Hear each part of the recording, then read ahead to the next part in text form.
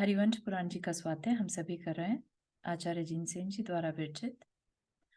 मंगलम भगवान वीरो मंगलम गौतमो गणी मंगलम कुंद कुंदाद्यो जैन धर्मोस्तु मंगलम। नमो अरिहंताणम नमो सेताणम नमो आयर्याणम नमो उवज्जायाणम नमो लोये सवसाहुणम। पंच परमेष्ठी भगवान की जय। अगले 45 मिनट के लिए सभी प्रकार के पापों का त्याग करके सभी 9 बार नमोकार मंत्र पढ़ लें।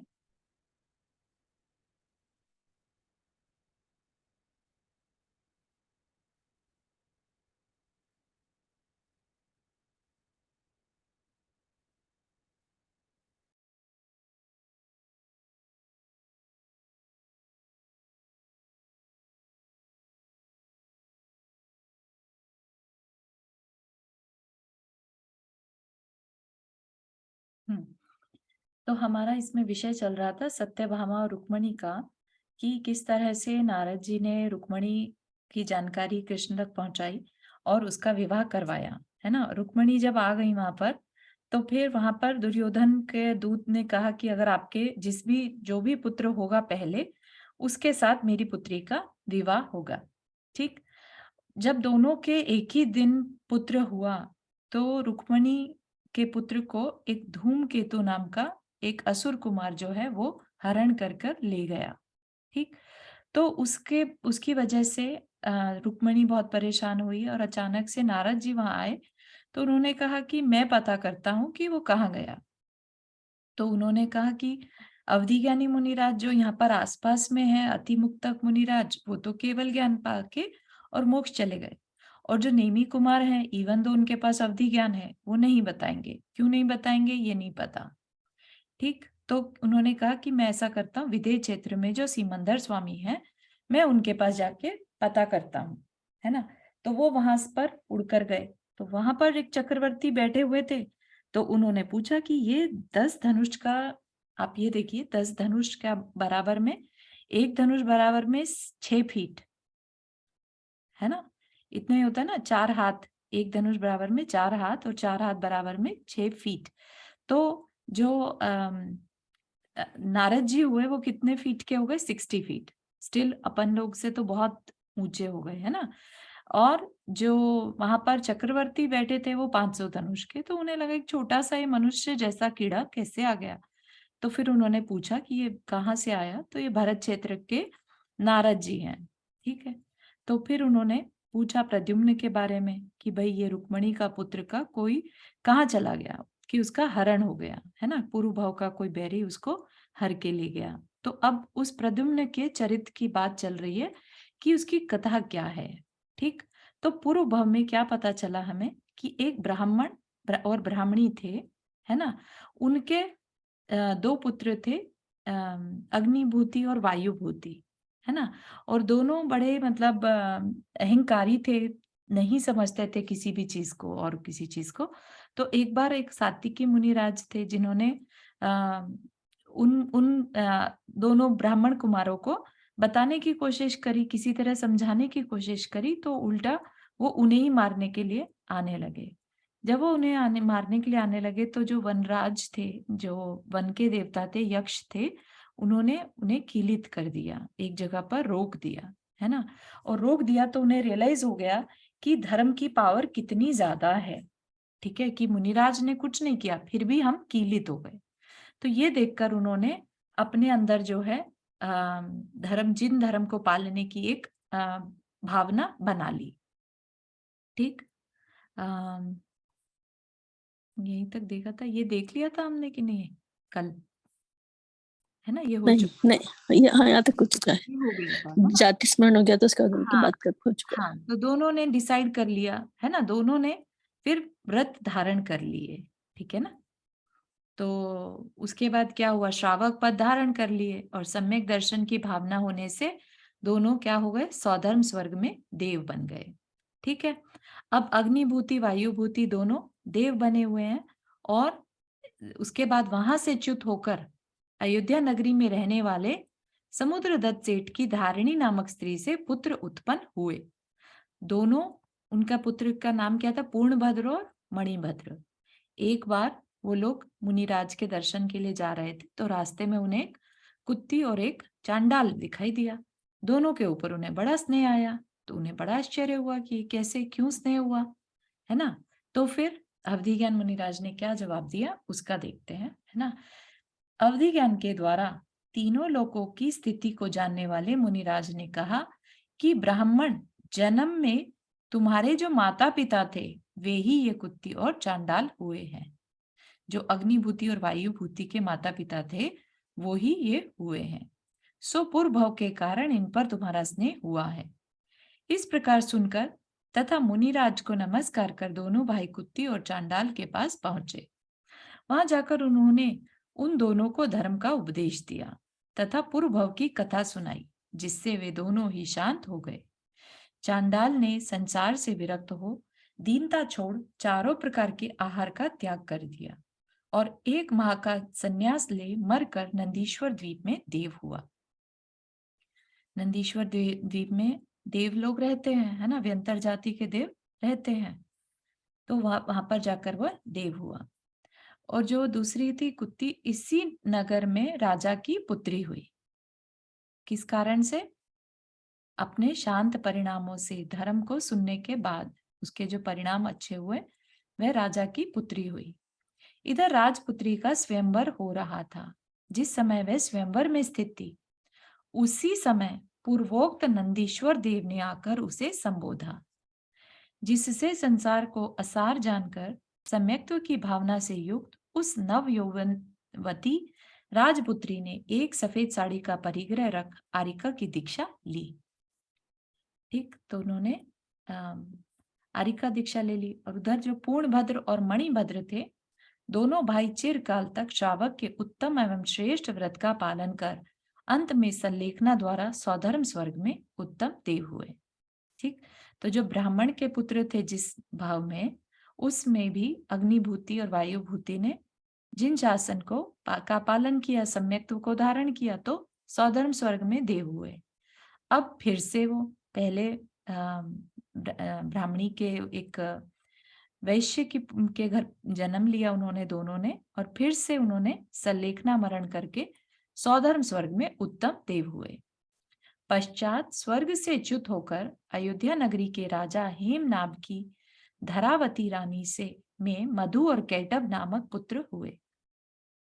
ठीक, तो भरत क्षेत्र में ही जन्म लिया और दोनों राजकुमार थे। तदनंतर किसी दिन राजगद्दी पर मधु का और युवराज पद पर कैटभ का अभिषेक कर महानुभाव राजा हेमनाम ने जिन दीक्षा धारण कर ली, मधु और कैटभ पृथ्वी तल पर अद्वितीय वीर हुए। वे दोनों सूर्य और चंद्रमा के समान अद्भुत तेज के धारक थे। तदनंतर जो क्षुद्र सामंतों के द्वारा वश में नहीं किया जा सकता था, ऐसा अंधकार के समान भयंकर भीमक नाम का एक राजा पहाड़ी दुर्ग का आश्रय पा मधु और कैटभ के विरुद्ध खड़ा हुआ। सो उसे वश करने के लिए दोनों भाई चले। चलते चलते वे उस वटपुर नगर में पहुंचे, जहां वीरसेन राजा रहता था। प्रसन्नता से युक्त राजा वीरसेन ने सम्मुख आकर बड़े आदर से मधु की आगवानी की और स्वामी भक्ति से प्रेरित हो अपने अंतःपुर के साथ उसका खूब सम्मान किया। अंतःपुर के साथ मतलब अपनी रानी वगैरह को भी साथ में लेके गया। राजा वीरसेन की एक चंद्राभा नाम की स्त्री थी, जो चंद्रिका के समान सुंदर और मानवती थी। मधुर मधुर भाषण करने वाली उस चंद्राभा ने राजा मधु का मन हर लिया। जिस प्रकार अत्यंत कठोर चंद्रकांत मणि की शिला चंद्रमा को देखने से आर्द्र भाव को प्राप्त हो जाती है, उसी प्रकार शस्त्र और शास्त्रों के अभ्यास से अत्यंत कठोर होने पर भी मधु राजा की बुद्धि चंद्राभा को देखने से आर्द्र भाव को प्राप्त हो गई। वह विचार करने लगा कि जो राज्य रूप और सौभाग्य से युक्त इस चंद्राभा से सहित है, उसे ही मैं सुख का कारण मानता हूँ और इससे रहित राज्य को विष के समान समझता हूँ। है ना, तो कितना भी हाँ, भूमिका हाथ रेस किया। आर्द्र भाव क्या होता है चारू? आर्द्र भाव होता है पिघलना, अच्छा, मेल्ट हो जाना। ठीक है, तो यहाँ पर क्या हमने देख रहे हैं कि जो दो भाई सम्यक्त्व के कारण सौधर्म इंद्र स्वर्ग में देव बने, है ना, और फिर से सल्लेखना मरण करके फिर से देव बने। अब जब राजा के पुत्र बन गए तो भी उनके अंदर कषाय जो है, काम कषाय जो है, वो उनको नहीं छोड़ी उसने, है ना। तो क्या मानने लगा कि ये स्त्री मुझे मिलेगी तो ही सुख है, नहीं तो राज्य विष के समान है। जिस प्रकार पूर्ण चंद्रमा का कलंक भी सुशोभित होता है, उसी प्रकार चंद्राभा के द्वारा आलिंगित मुझ राज अधिराज का कलंक भी शोभा देगा। भावार्थ, पर स्त्री के संपर्क से यद्यपि मेरा अपवाद होगा, लोग मुझे बुरा कहेंगे, मैं कलंकी कहलाऊंगा, तथापि चंद्रमा के कलंक के समान मेरा वह कलंक शोभा का ही कारण होगा, ऐसा उसका मन कह रहा है। जिस प्रकार चंद्रिका के संग से विकसित कुमुद वन की सुगंधी को कीचड़ की दुर्गंध नष्ट नहीं कर सकती, उसी प्रकार चंद्राभा के संग से प्रफुल्लित मेरी कीर्ति को अपवाद रूपी कीचड़ की दुर्गंध नष्ट नहीं कर सकेगी। राजा मधु यद्यपि बहुत बुद्धिमान और अभिमानी था, तथापि राग से अंधा होने के कारण उसने उक्त विचार कर चंद्राभा के हरण करने में अपना मन लगाया। उसके हरने का मन में पक्का निश्चय कर लिया। तदनंतर उच्च श्रृंखल राजा भीमक को वश कर कृतकृत्य होता हुआ राजा मधु अयोध्या नगरी में वापस आ गया। तो जा तो वो उसके लिए रहे थे, राजा भीमक को कंट्रोल करने के लिए। राजा भीमक जो है वो राजा मधु और कंटाब के दोनों जो भाई थे उनके अगेंस्ट खड़ा था, है ना। और वीरसेन, जो राजा वीरसेन था, वो तो बीच में सिर्फ आओ भगत ही कर रहा था, अच्छा ही था, लेकिन फिर भी उसकी स्त्री के ऊपर जो था मधु का मन आ गया, है ना। तो इवन दो अब राजा भीमक को तो जीत के आ गया घर वापिस, वहां चूंकि चंद्राभा के द्वारा उसका मन हरा गया था, इसलिए उसने बड़े उत्साह से युक्त हो अपने समस्त सामंतों को अपनी अपनी स्त्रियों के साथ शीघ्र ही अपने नगर में बुलाया। सब जगह इन्फॉर्म कर दिया कि सभी राजा जो हैं वो अपनी अपनी स्त्रियों के साथ नगर में आए और यथा योग्य नाना प्रकार के वस्त्र आभूषणों से सबका सत्कार कर उन्हें अपने अपने घर विदा कर दिया। स्वामी के द्वारा यह सत्कार प्राप्त कर सबके मुख प्रसन्नता से विकसित हो रहे थे। भटपुर का राजा वीरसेन भी अपनी स्त्री चंद्राभा के साथ वहां आया था। सो राजा मधु ने उसका बहुत भारी सत्कार कर उसे यह कहकर अपने घर के लिए विदा कर दिया कि चंद्राभा के योग्य आभूषण अभी तक तैयार नहीं हो सके, इसलिए तैयार होने पर भेज देंगे। भोला भाला वीरसेन चला गया और चंद्राभा को रोककर राजा मधु ने अपनी स्त्री बना लिया। महादेवी का पद देकर उसने चंद्राभा को समस्त स्त्रियों का प्रभुत्व प्रदान किया। इस प्रकार वह उसके साथ मन चाहे भोग भोगने लगा। इधर चंद्राभा का पहले का पति यानी राजा वीरसेन उसकी विरह रूपी अग्नि से प्रदीप्त हो अत्यधिक उन्मत्तता को प्राप्त हो पृथ्वी पर बड़ी व्यग्रता से इधर उधर घूमने लगा। एक दिन वह चंद्राभा चंद्राभा इस प्रकार के आलाप की वार्ता से दुखी हुआ धूली धूसरित हो नगर की गलियों में घूम रहा था कि महल पर खड़ी चंद्राभा ने उसे देख लिया। देखते ही साथ उसके हृदय में दया उमड़ आई।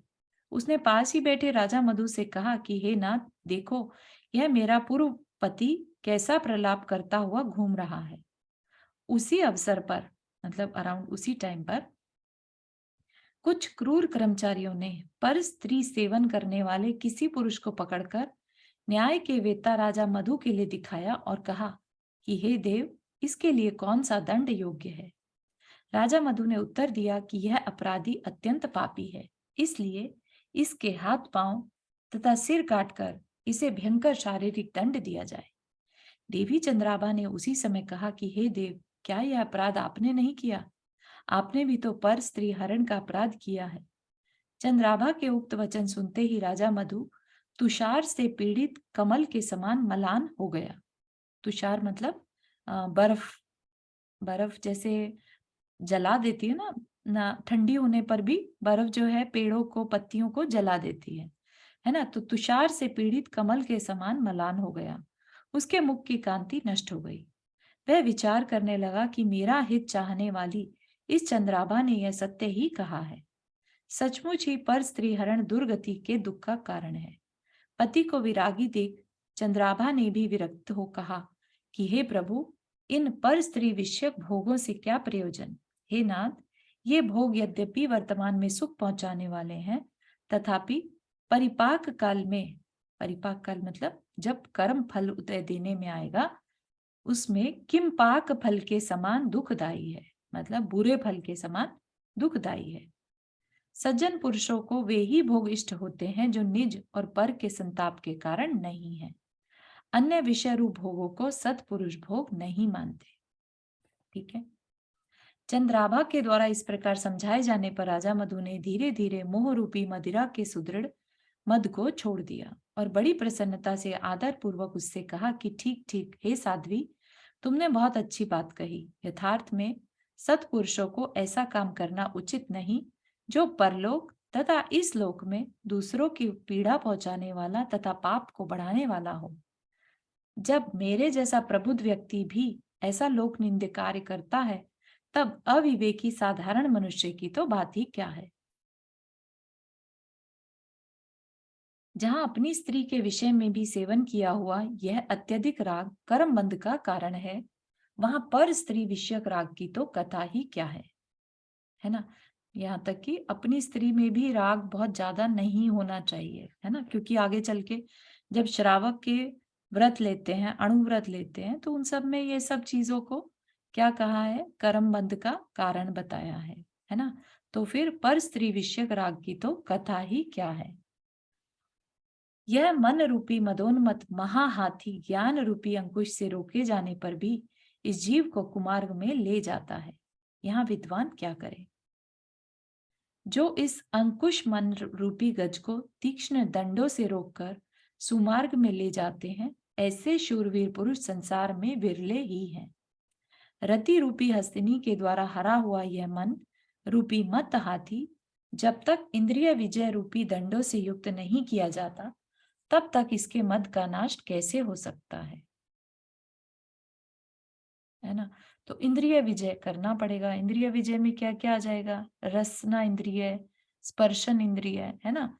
जब तक इसमें इंटरेस्ट है तब तक काम वेदना को मिटाने के लिए सबसे पहले क्या होता है, स्पर्श इंद्रिय, है ना। तो इसलिए इंद्रिय विजय रूपी दंडों से युक्त नहीं किया जाता, तब तक इसके मद का नाश कैसे हो सकता है। यह मन रूपी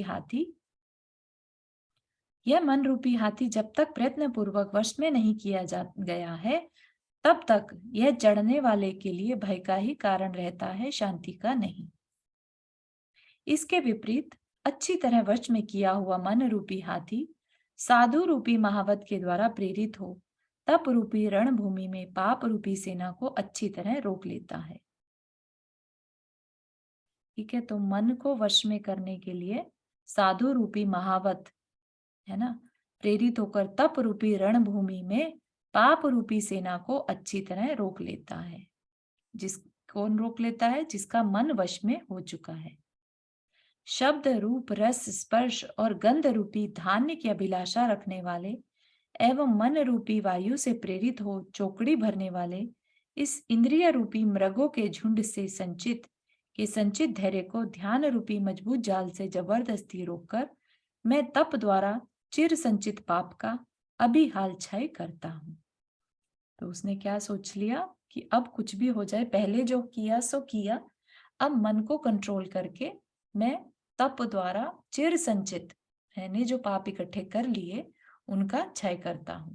इस प्रकार कहकर तथा मन के वेग को रोककर राजा मधु ने ज्ञान रूपी जल से धुली हुई अपनी बुद्धि को संताप की शांति के लिए तपश्चरण में लगाया। उसी समय विमल वाहन नामक मुनिराज 1000 मुनियों के साथ अयोध्या नगरी में आकर उसके सहस्त्र आम्रवन में ठहर गए। मुनियों के आगमन का समाचार सुन राजा मधु अपने छोटे भाई कैटअप और स्त्री जनों के साथ उनके दर्शन करने के लिए गया।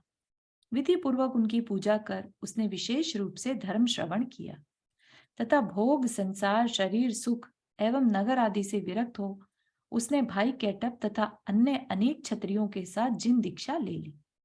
विशुद्ध कुल में उत्पन्न तथा व्रत और शील से युक्त, विशुद्ध कुल मतलब अच्छे कुल में उत्पन्न और व्रत और शील से युक्त चंद्राभा आदि सैकड़ों हजारों रानियां भी दीक्षित हो गईं, यानी आरिका बन गई। राजा मधु के बाद उनका पुत्र कुलवर्धन जो शरीर, पुरुषार्थ तथा विजय से निरंतर बढ़ रहा था, अपने कुल की रक्षा करने लगा। राजा मधु और केटब घोर घोर तप करने लगे। वे व्रत, गुप्ती और समिति से युक्त थे। व्रत मतलब महाव्रत, है ना, क्योंकि दीक्षा ले ली थी।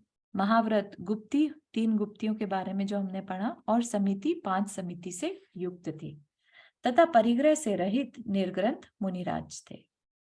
उस समय उन दोनों के एक अंगोपांग ही परिग्रह था, मतलब जो शरीर था वो ही उनके लिए परिग्रह था, और कुछ भी परिग्रह उनके पास नहीं था। अथवा बाह्य और आभ्यंतर आसक्ति का अभाव होने से अंगोपांग भी परिग्रह नहीं था, मतलब उनका शरीर से मोह भी छूट चुका था। वे दोनों मुनि बेला तेला को आदि लेकर 6-6 माह के उपवास करते थे, और आगम में प्रतिपादित समस्त आचरणों से कर्मों की निर्जरा करते थे।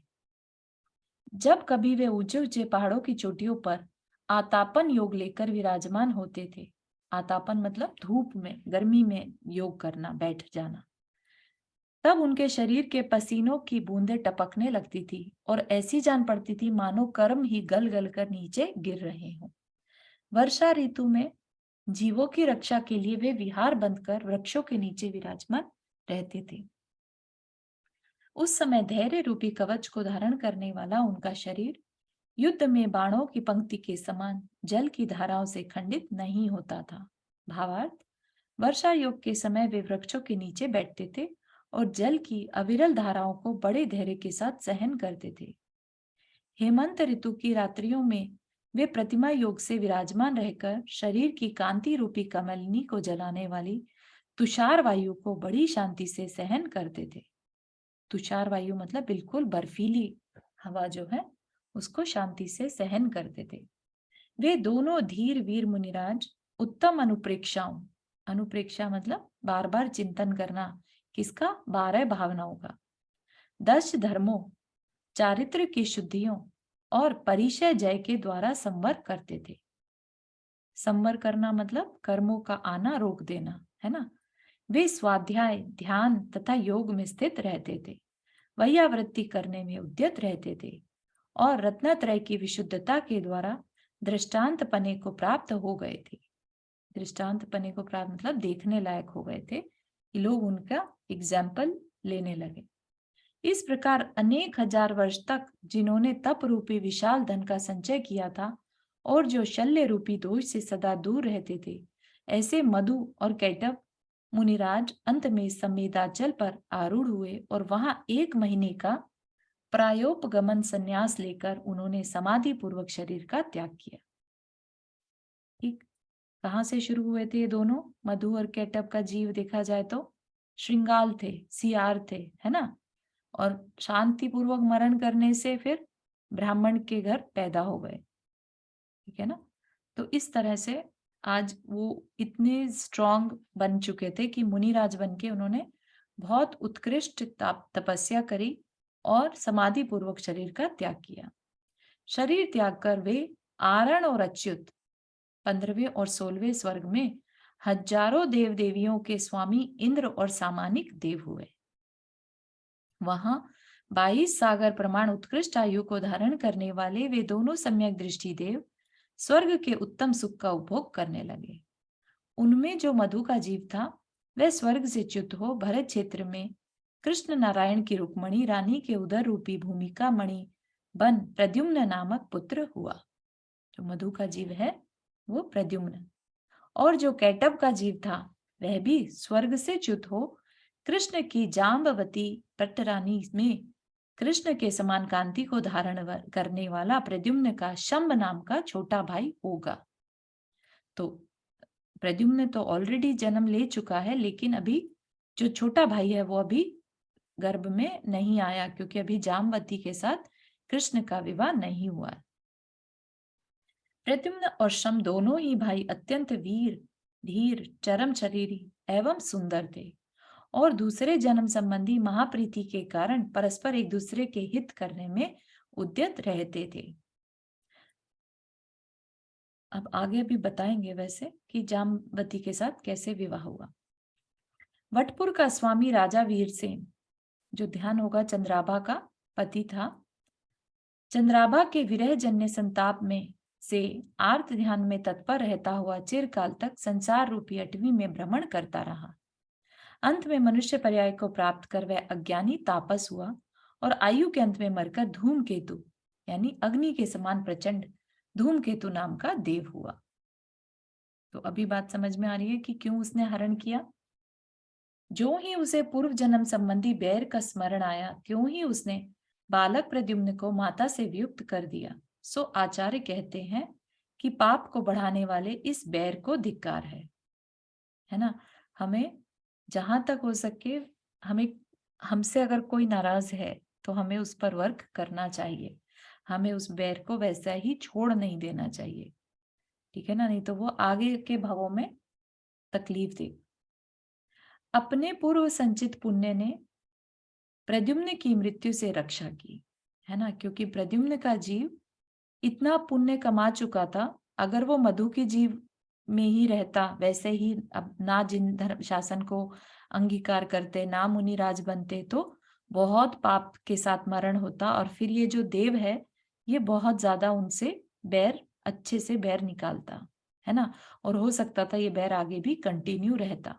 लेकिन प्रद्युम्न ने अपने पूर्व भव में राजा मधु के भव में जिन दीक्षा लेकर अपने उन पापों को का प्रक्षालन कर लिया, है ना, और उल्टा बहुत ज्यादा पुण्य इकट्ठा किया। ठीक, तो उसकी वजह से जो देव है उसके भाव बदल गए, उसने उस बालक को नहीं मारा, है ना। तो उस किसने रक्षा की, एक तरह से कहा जाए तो प्रद्युम्न की, प्रद्युम्न के पूर्व भव में किए हुए पुण्य से प्रद्युम्न की रक्षा हुई, ठीक है ना। तो इसलिए भले ही हमें आज किसी भी पुण्य का फल राइट अवे ना दिखता हो या किसी पाप का फल हमें राइट अवे ना दिखता हो, इसका ये मतलब नहीं है कि ऐसा कुछ होता नहीं है ना। अपने को ये मान के चलना है, देर सवेर उसका फल जरूर मिलता है।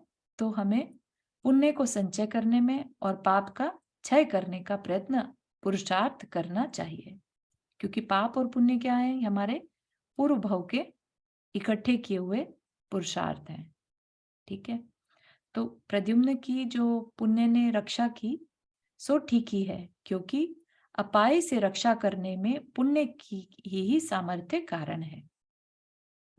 इस प्रकार उस समय सीमंदर जिनेन्द्र के द्वारा प्रतिपादित प्रद्युम्न का चरित्र श्रवण कर चक्रवर्ती राजा पद्मरथ ने बड़ी प्रसन्नता से जिनेन्द्र भगवान को प्रणाम किया।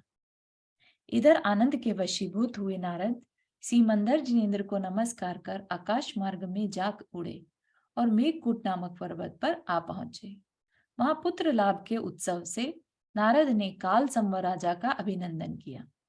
काल संवर राजा जिसको कि प्रद्युम्न जो पुत्र था वो मिल गया था जंगल में, है ना, तथा पुत्रवती कनकमाला नाम की देवी की स्तुति की। सैकड़ों कुमार जिसकी सेवा कर रहे थे, ऐसे रुक्मणी पुत्र को देख नारद को बड़ी प्रसन्नता हुई, है ना। तो क्योंकि वो विद्याधर के पास है और विद्याधर का जो वैभव है वो मनुष्य के वैभव से भी ज्यादा रहता है, और वे प्रसन्नता के वेग को मन में छिपाए हुए परम रोमांच को प्राप्त हुए। काल संवर आदि ने नमस्कार कर नारद का सम्मान किया। तदनंतर आशीर्वाद दे वे बहुत ही शीघ्र आकाश में उड़कर द्वारिका आ पहुंचे। वहां आकर जिस प्रकार गए, जिस प्रकार देखा और जिस प्रकार सुना, वह सब प्रकट कर नारद ने प्रद्युम्न की कथा कर यादवों के लिए हर्ष प्रदान किया। तदनंतर जिनका मुख कमल खिल रहा था, ऐसे नारद ने रुक्मणी रानी को देखकर उसे सीमंदर जिनेन्द्र के द्वारा कहा सब समाचार कह सुनाया, है ना। तो यहाँ पर ये भी देखने लायक चीज है कि अभी थोड़े टाइम पहले जब तक पता नहीं था कि प्रद्युम्न कहाँ है, तो सबको रोना हो रहा था, राइट, सब जगह हाहाकार मचा था। रुक्मणी ने भी खाना पीना छोड़ दिया और सिर्फ रोना हो रहा था उसका, राइट। और अब जब पता चल गया कि वो कहाँ है, बहुत अच्छे से है ना, और उसके पूर्व भव का भी पता चला, तो वो सब सुनने के बाद अब सबके मुख कमल खिल रहे हैं, सबको प्रसन्नता है। तो देखा जाए तो एक यहाँ पर ये कह सकते हैं कि हम अब इतने अधूरे ज्ञान के साथ हैं कि हमें नहीं मालूम कि हमारे साथ अगले क्षण क्या होने वाला है ना। तो इसलिए हम बहुत अपने ज्ञान का प्रयोग करके अपने परिणामों को संभालें। ठीक है ना? हाँ, नंदा जी आपने हाथ रेज़ किया। हाँ, ये तो हमने सुन लिया प्रद्युम्न का, क्योंकि उसने राजा मधु के रूप में एक रानी को मतलब किसी परिस्थिति का वो किया था, तो इसलिए हाँ, हाँ। उसको भी कुछ समय के लिए अपने परिवार से अलग रहना हाँ, पड़ा। लेकिन मतलब माँ के लिए तो ये बहुत बड़ा दुःख है, रुक्मिणी के लिए और कृष्ण के लिए भी होगा। तो उनका उनको ये क्यों झेलना पड़ गया अपने पुत्र का, मतलब उनका। हाँ, झेलना पड़ा नहीं एक्चुअली। आप ये देखिए, जो कहानी हमने अंजना सती की पढ़ी थी, 22 वर्ष तक उनके पति ने उनके साथ बहुत बुरा व्यवहार किया, ठीक है? तो वो दुःख कहा जाएगा, लेकिन यहाँ पर दे आर हैप्पी कि उनका प्रद्युम्न जो है, वो बहुत अच्छी जगह पर है, ठीक है ना? तो इसलिए अब उन्हें दुःख नहीं है इस बात का। और 16 स्पर्श तो कुछ भी नहीं होते। पहले के टाइम में जहाँ आपका थोड़ा शोर हो रहा है, तो मैं आपको म्यूट पे डाल। तो जहाँ इतना लंबी लंबी आयु है हजारों वर्ष की, तो वहां पर 16 वर्ष तो कुछ भी नहीं है, ठीक है? तो इसलिए उन्हें बिल्कुल भी इस बात का अफसोस नहीं हुआ। आगे इसमें बता भी रहे हैं कि उन अंत में उन्होंने कहा कि हे रुक्मणी, मैंने विद्याधरों के राजा काल संवर के घर क्रीड़ा करता हुआ तुम्हारा पुत्र देखा है। वह देव कुमार के समान अत्यंत रूपवान है। 16 लाभों को प्राप्त कर तथा प्रज्ञप्ति विद्या का संग्रह कर तुम्हारा वह पुत्र 16वें वर्ष में अवश्य ही आएगा। है ना? तो इतना पता चलने के बाद तो वैसे ही सब्र आ जाता है ना। अब दुख नाम की चीज नहीं रही। दुख तब था जब तक पता नहीं चला था, ठीक? और हो सकता है कि किसी के पूर्व भाव में किसी के पुत्र को दूर किया, लेकिन साथ ही साथ प्रायश्चित भी कर लिया, तो दुख उतना नहीं है जितना रियल में किसी के पुत्र को दूर करने का दुख होता। ठीक है ना? बहुत अच्छा, थैंक यू। हाँ, हे रुक्मणी, जब उसके आने का समय होगा, तो होता है ना, ये भी पता करना रहता है कि भाई कैसे पता चलेगा कि मेरा पुत्र कौन है ना? तो क्या कहा नारद ने, हे रुक्मणी, जब उसके आने का समय होगा, तब तेरे उद्यान में असमय में ही प्रिय समाचार को सूचित करने वाला मयूर अत्यंत उच्च स्वर में शब्द करने लगेगा। तेरे उद्यान में जो मणिमयी वापिका सूखी पड़ी है, वह उसके आगमन के समय कमलों से सुशोभित जल से भर जाएगी। मतलब इतना पुण्यशाली वो है, जीव है, कि उसके आने से एकदम रौनक आ जाएगी। तुम्हारा शोक दूर करने के लिए शोक दूर होने की सूचना देने वाला अशोक वृक्ष असमय में ही अंकुर और पल्लवों को धारण करने लगेगा। तेरे यहाँ जो गूंगे हैं, वे तभी तक गूंगे रहेंगे जब तक कि प्रद्युम्न दूर है। उसके निकट आते ही वे गूंगापन छोड़ देंगे। इस प्रकार प्रकट हुए लक्षणों से तू पुत्र के आगमन का समय जान लेना। सिमंदर भगवान के वचनों को अन्यथा मत मान। इस प्रकार नारद के हितकारी वचन सुन रुक्मणी के स्तनों से दूध झरने लगा। वह श्रद्धा पूर्वक प्रणाम कर इस प्रकार कहने लगी कि हे भगवान, वात्सल्य प्रकट करने में जिनका चित्त सदा उद्यत रहता है, ऐसे आपने आज यह मेरा उत्तम बंधुजनों का ऐसा कार्य किया है जो दूसरों के लिए सर्वथा दुष्कर है ना? वो तो बहुत ही दुखी रहती अगर कोई नारद जैसे ना आते। सिमंदर स्वामी के पास जाकर पता करके आना कोई आसान बात तो नहीं थी, है ना? तो एक तरह से वो उत्तम बंधुजनों वाला कार्य कर दिया। हे मुने, हे धीर, हे नाथ, मैं पुत्र की शोक अग्नि में निराधार जल रही थी, सो आपने हाथ का सहारा दे मुझे बचा लिया है। सिमंदर भगवान ने जो कहा है वह वैसा ही है, और मुझे विश्वास हो गया है कि मेरे जीते रहते अवश्य ही पुत्र का दर्शन होगा। मैं अपना हृदय कठोर कर जिनेंद्र भगवान के कहे अनुसार जीवित रहूंगी। अब आप इच्छा अनुसार जाइए और मुझे आपका दर्शन फिर भी प्राप्त हो, इस बात का ध्यान रखिए। इस प्रकार नारद के निवेदन कर रुक्मणी ने उन्हें प्रणाम किया और नारद आशीर्वाद देकर चले गए। तदनंतर रुक्मणी शोक छोड़ श्री कृष्ण की इच्छा को पूर्ण करती हुई पूर्व की भांति रहने लगी। है ना? तो नॉर्मल हो गई ना, शोक छोड़ दिया। इस सर्ग मतलब इस चैप्टर में कुमार प्रद्युम्न और शंभ के पूर्व भवों का चरित्र लिखा गया है, जिसमें उनके मनुष्य से देव, देव से मनुष्य, मनुष्य से देव, देव से मनुष्य, पुनः मनुष्य से देव और देव से मनुष्य तक का चरित्र बताया गया है, तथा यह भी बताया गया है कि ये दोनों अंत में मोक्ष के अभ्युदय को प्राप्त करेंगे। इसलिए जिन शासन में भक्ति रखने वाले भव्यजन इस चरित्र का अच्छी तरह आचरण करें, ध्यान से इसे पढ़ें और सुने। ठीक, तो इस तरह से प्रद्युम्न का वर्णन करने वाला 43वां स्वर्ग समाप्त हुआ। यहां तक कि किसी को कोई क्वेश्चन?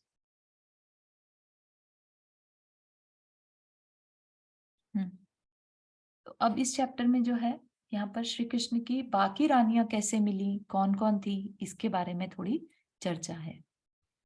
रानी सत्यभामा का जो पुत्र था वह श्रीमान तथा सूर्य के प्रभा मंडल के समान देदीप्यमान था, इसलिए उसका भानु नाम रखा गया। वह भानु प्रातः काल के सूर्य के समान अपनी महिमा से बढ़ने लगा। सूर्य की किरणों के समान तेज का धारक भानु जो जो बढ़ता जाता था, त्यों त्यों सत्यभामा का मान रूपी पर्वत बढ़ता जाता था। तदनंतर किसी समय नारद कृष्ण की सभा में आए तो कृष्ण ने उनसे पूछा, भगवान इस समय कहाँ से आ रहे हैं? आपका मुख किसी भारी हर्ष को प्रकट कर रहा है। नारद ने कहा, विजयार्थ पर्वत की दक्षिण श्रेणी में एक जम्बूपुर नाम का नगर है, जिसमें जाम्बव नाम का विद्याधर रहता है। उसकी शिव चंद्रा नाम की चंद्रमुखी भार्या है। उन दोनों के सब और यश को फैलाने वाला विश्वसेन नाम का पुत्र तथा जाम्बवती नाम की कन्या है। जाम्बवती क्या है, मानो स्वयं आई हुई लक्ष्मी ही है। वह इस समय सखियों के साथ स्नान करने के लिए गंगा नदी में उतरी है और सुंदर ताराओं से घिरी चंद्रमा की कला के समान उत्तम जान पड़ती है। वह गंगा के द्वार में स्थित है तथा ऊंचे उठे वस्त्र आच्छादित स्तनों से युक्त है।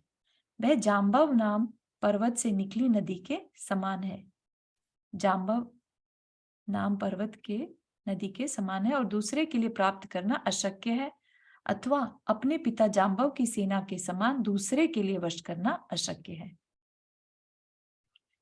इस प्रकार स्नेह से युक्त नारद के इन वचनों से श्री कृष्ण उस समय उस प्रकार उत्तेजित हो उठे जिस प्रकार की घी से अग्नि उत्तेजित हो उठती है। वे अनावृष्टि, थोड़ा स्टार लगा के नीचे है, अथवा अनावृष्टि और बलदेव को साथ ले और उसकी सेना को साथ ले शीघ्र ही उस स्थान की ओर चल पड़े। वहां जाकर उन्होंने स्नान क्रीड़ा को प्रारंभ करने वाली जाम्बवती को देखा। उसी समय सहसा नील कमल के समान कांति के धारक श्री कृष्ण पर कन्या जाम्बवती की दृष्टि भी जा पड़ी। तदनंतर कामदेव ने एक ही साथ अपने 5 बाणों से दोनों को बेध दिया। यहाँ पर कोई कामदेव नहीं है, बेसिकली वो जो कहते हैं ना अपने आजकल चलती है एक term love at first sight, तो वो वाली बात है। अवसर देख श्री कृष्ण ने श्री रति और हरि देवी को लज्जित करने वाली जामवती का दोनों भुजाओं से गाढ़ आलिंगन किया। तदनंतर जिनके नेत्र कुछ कुछ निमीलित हो रहे थे, ऐसे श्री कृष्ण स्पर्श जन्य सुख से निमीलित नेत्रों वाली उस कन्या को हर लाए। उसी समय वह कन्या हरण के कारण उसकी सखियों का जोरदार रोने का शब्द हुआ, जो समीपवर्ती शिविर में फैल गया। शब्द को सुन क्रोध से भरा कन्या का पिता विद्याधरों का राजा जाम्बव हाथ में तलवार और देदीप्यमान ढाल ले आकाश मार्ग से चलकर शीघ्र ही वहां आ पहुंचा। उसे आया देख आकाशगामी अनावृष्टि ने आकाश में कुछ देर तक तो उसके साथ युद्ध के द्वारा अतिथि सत्कार किया। तदनंतर हाथ में तलवार को धारण करने वाले उस विद्याधर राजा जाम्बव को उसने बांध लिया। नीति के ज्ञाता वीर अनावृष्टि ने उसे लाकर श्री कृष्ण को दिखाया। इस घटना से राजा जाम्बव को वैराग्य उत्पन्न हो गया, जिससे वह अपने पुत्र विश्वक्सेन को श्री कृष्ण के अधीन कर तप के लिए वन को चला गया। जाम्बवती के विवाह से परम आनंद को प्राप्त हुए श्री कृष्ण विश्वक्सेन को साथ ले अपनी द्वारिका नगरी को चले गए। जाम्बवती के आगमन से रुक्मणी को भी हर्ष हुआ, इसलिए श्री कृष्ण ने रुक्मणी के महल के समीप ही जाम्बवती के लिए सुंदर महल दिया, है ना, क्योंकि अब उन्हें पता चल चुका है कि जाम्बवती के जो पुत्र होगा वो प्रद्युम्न का पूर्व भव का भाई है। जाम्बवती के भाई विश्वक्सेन का सम्मान कर उसे अपने स्थान पर विदा किया और पृथ्वी तल में दुर्लभ भोगों से जाम्बवती के साथ क्रीड़ा करने लगे। रुक्मणी और जाम्बवती में जो प्रीति उत्पन्न हुई थी वह परस्पर एक दूसरे के महल में आने जाने से बढ़ती गई तथा अखंड रूप में परिणत हो गई। उसी समय सिंहल द्वीप में सूक्ष्म बुद्धि का धारक लक्षण रोम नाम का राजा रहता था। उसे वश करने के लिए किसी समय कृष्ण ने अपना दूत भेजा। दूत ने वहां जाकर और शीघ्र ही वापस आकर श्री कृष्ण को उसके प्रतिकूल होने की खबर दी और साथ ही यह भी खबर दी कि उसके उत्तम लक्षणों से युक्त एक लक्ष्मणा नाम की कन्या है। अब लक्ष्मणा के साथ उनका विवाह होगा। तदनंतर हर्ष से युक्त श्री कृष्ण बलदेव के साथ शीघ्र ही वहां गए। वहां जाकर उन्होंने स्नान करने के लिए समुद्र में आई हुई दीर्घलोचना लक्ष्मणा को देखा। तदनंतर अपने रूप से उसके चित्त को हरकर और महाशक्तिशाली द्रुमसेन नामक सेनापति को युद्ध में मारकर श्री कृष्ण उस रूपवती लक्ष्मणा को हर लाए। द्वारिका में लाकर उसके साथ विधि पूर्वक विवाह किया और जाम्बती के महल के समीप उसे महल दे रमण करने लगे। लक्ष्मणा का भाई महासेन कृष्ण के पास आकर नम्रीभूत हुआ और मानी कृष्ण के द्वारा सम्मान पूर्वक विदा पाकर अपने सिंहल द्वीप को चला गया। उसी समय सुराष्ट्र देश में एक राष्ट्रवर्धन नाम का राजा था। अजाखुरी उसकी नगरी थी और विनिया नाम की रानी थी जो समस्त स्त्रियों में उत्तम थी। विनिया नामक रानी से उनके नमूची नाम का पुत्र था जो नीति और पराक्रम का भंडार था। इसी प्रकार एक सुसीमा नाम की पुत्री थी जो कि उत्तम सीमा से युक्त पृथ्वी के समान जान पड़ती थी। युवराज नमूची का पराक्रम समस्त पृथ्वी में प्रसिद्ध था। वह अभिमान का मानो बड़ा ऊंचा पर्वत था और माननीय राजाओं का निरंतर तिरस्कार करता रहता था।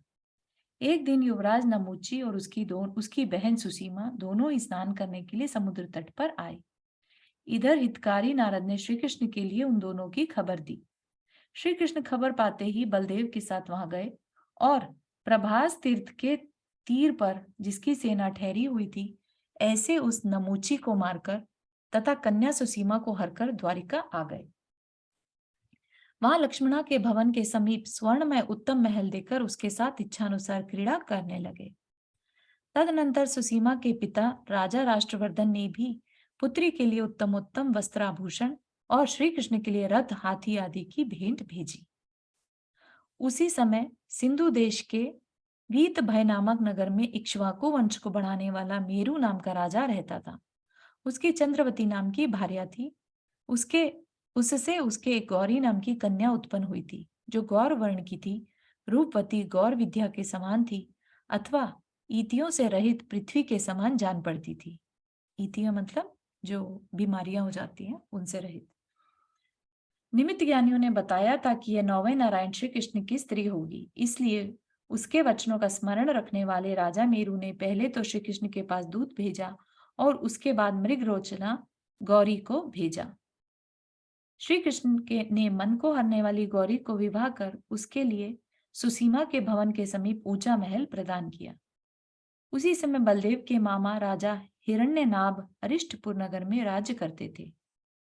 उसकी श्रीकांता नाम की उत्तम स्त्री थी। उससे उनके पद्मावती नाम की कन्या उत्पन्न हुई थी जो साक्षात लक्ष्मी के समान जान पड़ती थी।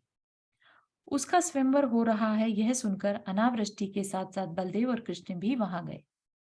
आत्मीय जनों के साथ स्नेह बढ़ाने वाले इन दोनों को राजा हिरण्यनाभ ने बड़े गौरव और प्रेम के साथ देखा। हिरण्यनाभ का बड़ा भाई रेवत जो पिता के साथ पहले ही दीक्षित वन में रहने लगा था, उसकी 4 कन्याएं सीता, रेवती, बंधुमती, सीता और राजीव नेत्रा बलदेव के लिए पहले ही दी जा चुकी थी। जब पद्मावती का स्वयंवर होने लगा तब युद्ध निपुण श्री कृष्ण उसे हठपूर्वक हर के ले आए और रण में जिन्होंने शूरवीरता दिखलाई उन्हें शीघ्र ही नष्ट कर दिया। तदनंतर विवाह कर अपनी अपनी स्त्रियों को साथ लिए दोनों भाइयों के साथ शीघ्र ही द्वारिका आए और देवों के समान क्रीड़ा करने लगे। हर्षित श्री कृष्ण गौरी के महल के समीप पद्मावती के लिए महल देखकर बहुत प्रसन्न हुए। उसी समय गांधार देश की पुष्कलावती नगरी में एक इंद्रगिरी नाम का राजा रहता था। उसकी मेरु सती नाम की स्त्री थी। उससे उसके हिमगिरी के समान स्थिर हिमगिरी नाम का पुत्र था और गांधारी नाम की सुंदर पुत्री थी जो गंधर्वादी कलाओं में अत्यंत निपुण थी। शीघ्रता से आए हुए नारद से श्री कृष्ण को जब यह विदित हुआ कि गांधारी का भाई उसे हाईपुर के राजा सुमुख को दे रहा है, तब वे शीघ्र ही जाकर रणांगन में प्रतिकूल हिमगिरी को मारकर गांधारी को हर लाए तथा उस सौम्य मुखी के साथ विवाह कर बहुत हर्षित हुए। उन्होंने पद्मावती के महल के समीप गांधारी के लिए उत्तम महल दिया और उस धैर्यशालिनी को उत्तम भोगों से सम्मानित किया। इस प्रकार जो वशीकृत 8 दिशाओं के समान उन 8 इष्ट पट्टरानियों से अंतःपुर में सदा सेवित रहते थे, जो पुण्य रूपी वृक्ष से उत्पन्न भोग रूपी विशाल फल का उपभोग करते थे, जन समूह को आनंद प्रदान करते थे एवं प्रबल पराक्रम के धारक थे, ऐसे श्री कृष्ण समृद्धि को प्राप्त हुए।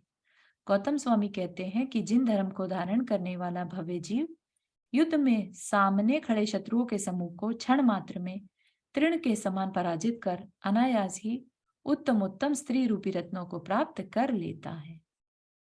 तो कैसे प्राप्त करता है? जिन धर्म को धारण करने वाला भव्य जीव। ठीक है, तो इस तरह से यहाँ पर जाम्बती आदि महादेवियों के लाभ का वर्णन करने वाला 42वां सर्ग समाप्त हुआ। ठीक, तो इसको जो है अब हम नेक्स्ट वीक की क्लास में लेंगे। यहाँ तक कि किसी को कोई क्वेश्चन कुछ शेयर करना है?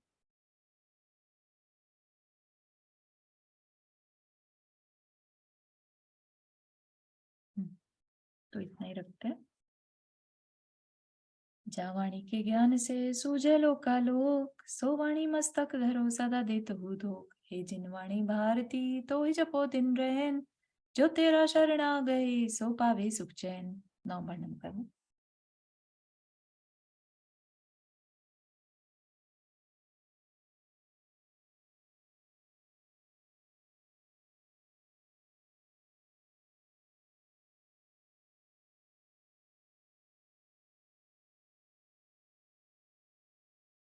सभी को जय जिनेन्द्र। जय जिनेन्द्र, चारू जुड़ सभी को। जय जिनेन्द्र सभी को। जय जिनेन्द्र।